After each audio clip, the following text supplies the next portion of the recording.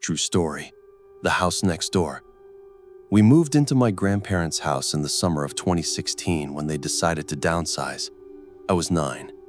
They had built the place themselves back in the early 90s, and it sat on 5 acres of semi-wild land at the edge of a small southern town.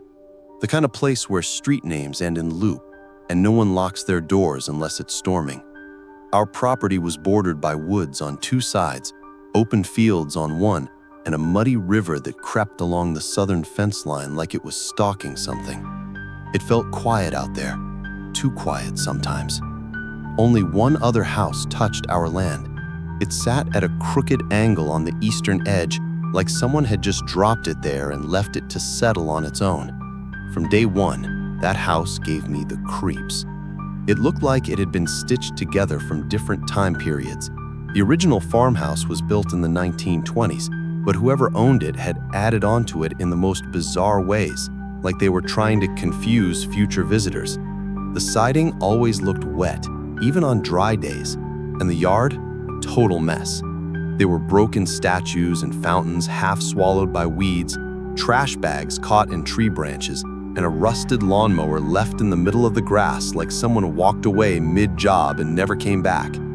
You held your breath when you walked by that place, instinctively, like it was dangerous to inhale whatever was coming off it.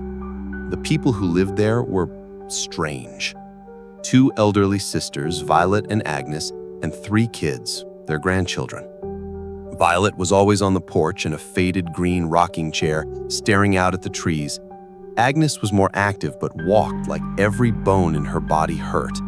Both women had this heaviness to them, like the house had grown roots inside their skin.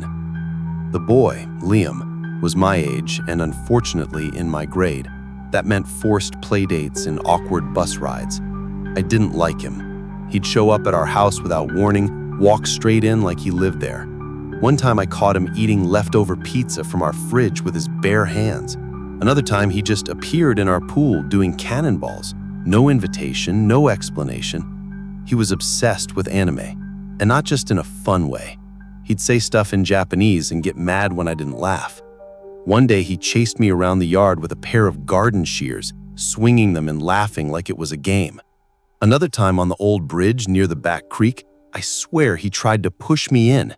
Said it was a joke, but he smiled after, and that smile stuck with me. The girls, Allison and Kelsey, were quiet. Twins. They always looked dirty, their clothes torn or mismatched. They didn't talk much. When they did, their voices were warped, garbled like toddlers trying to form words. You could tell no one at home was helping them.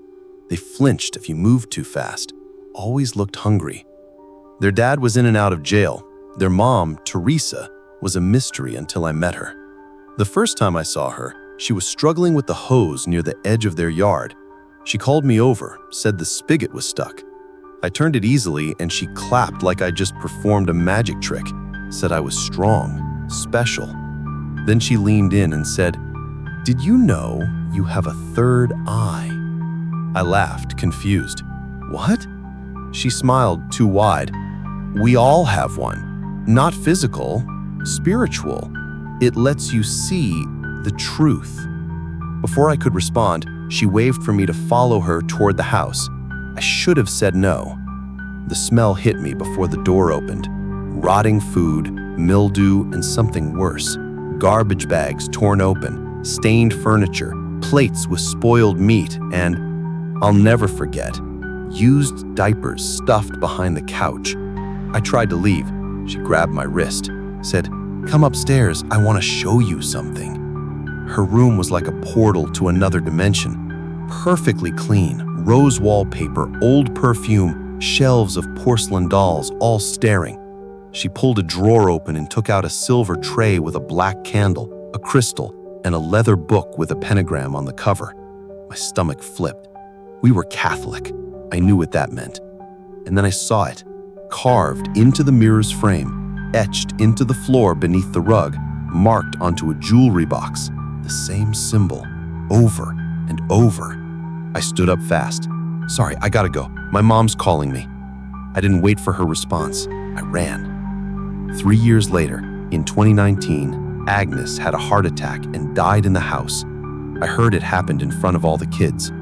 At the funeral, in some falling-apart church on the edge of town, the family barely reacted, except for one woman I didn't recognize.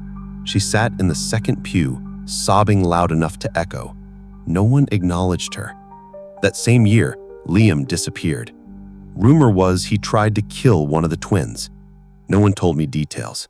My parents sat us down that night and said we were never, under any circumstances, to speak to that family again. Eventually, they all left, except Violet. She stayed in that collapsing house until she died, alone, in 2020. Her estate went up for auction. One of my old elementary school teachers, Mrs. S., bought it with her husband. They gutted most of it, but kept the original 1920s section, the part where Teresa's room had been. When we toured it, everything was new, airy, bright, modern. But when we got to that room, her room, I felt sick. The pentagram might have been covered, but it was still there. I could feel it, like the floor remembered. Mrs. S. asked me to dog sit in 2023. I said yes. The first 4 nights were fine. Their dogs, Muffin and Henry, were sweet. I'd feed them, play a bit, lock up. But the 5th night was different. Henry started barking at the stairs. Muffin whimpered and backed away. I heard a thump upstairs. Then another, louder. I ran. Locked the door behind me, heart pounding. I didn't even turn off the lights. Now, it's 2025. We haven't heard about the family in years, until recently. Someone from school saw Teresa at a farmer's market. She calls herself a truth seer now. Runs a religious group out of some trailer park in the woods. Flyers started showing up. Cryptic stuff, eyes, flames, quotes about illumination. I don't trust it. I don't trust her. She abandoned her mother, neglected her kids, and I think she brought something into that house, something that never left.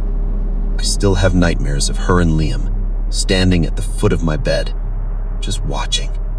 No words. Just watching. And that house, it remembers.